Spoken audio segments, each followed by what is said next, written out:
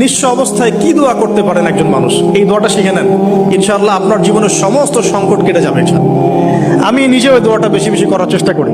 দোয়াটা হচ্ছে, মুসা আলাইহিস সালাম একটা গাছের নিচে হেলান দিয়ে বসলেন, বসে দেখলেন দুইজন মেয়ে দাঁড়িয়ে আছে দূরে, পানি নিতে পারছে না। লোকজন পানি নিয়ে যাচ্ছে, ওরা দাঁড়িয়ে আছে বেচারি। মুসা আলাইহিস সালাম গিয়ে বললেন, কি সমস্যা আপনাদের? এটা নিয়ে আপনারা আবার মেয়েদের সাথে কথা বলার চেষ্টা করেন। ঠিক আছে, তো মাহারাম গায়রা মাহারাম মেনে চলেন। তারা বললেন যে আমাদের বাবা অনেক বৃদ্ধ মানুষ, আমরা পানি নিতে পারি না যতক্ষণ না আমাদের কম পানি নিয়ে চলে যায়। মুসা আলাইহিস সালাম একটু বললাম না, ফিজিক্যালি খুব স্ট্রং ছিলেন, থাকে না বডি বিল্ডার, সামনে গিয়ে কথা বলে সরো পানি নিতে দাও, তখন মানুষ একটু মূল্যায়ন করে না। তো মুসা আলাইহিস সালাম এভাবে পানি নিয়ে দিলেন এবং বাছুরদেরকে পানি পান করালেন, করিয়ে গাছের নিচে এসে বসে আছেন।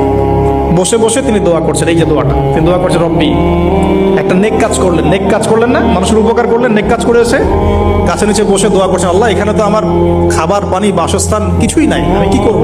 রব্বি ইন্নী লিমা আনজালতা ইলাইয়া মিন খায়রিন ফাকির।